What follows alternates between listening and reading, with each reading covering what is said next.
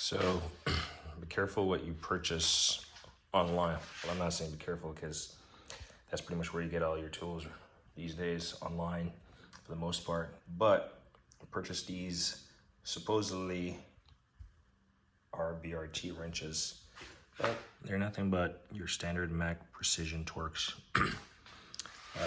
These were purchased on eBay. I just received them, and what initially led me to being kind of suspicious, well, there was nothing on this that says RBRT, which, I mean, that in itself is not a reason to be suspicious, but like nothing on the wrenches, like this is 1.25 inches, and there's nothing on here that says RBRT. Now the wrenches are in, they're in good shape, obviously. They're used, so you got scuff marks. They're pretty solid, to be honest.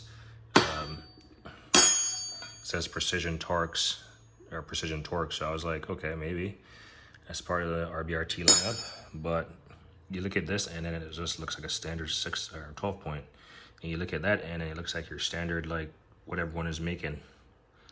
And I was like, well, let me try to look it up on Mac website. Mac website didn't really help me as far as the picture, but when I looked at all the part numbers, the breakdown of an RBRT wrench set of this size, goes from an inch and 1/16, inch and 1/8, inch and 3/16, and inch and 1/4.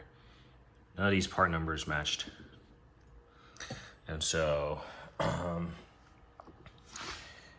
the price was definitely less than what this actual wrench set costs, by a slight margin, not by much. So it's not a big, like I got a big deal and I'm like willing to keep these.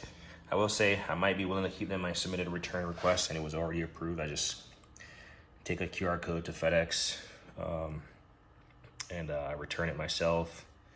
But I'm gonna see what these are going for online, seeing if it's worth canceling my return request and keeping them.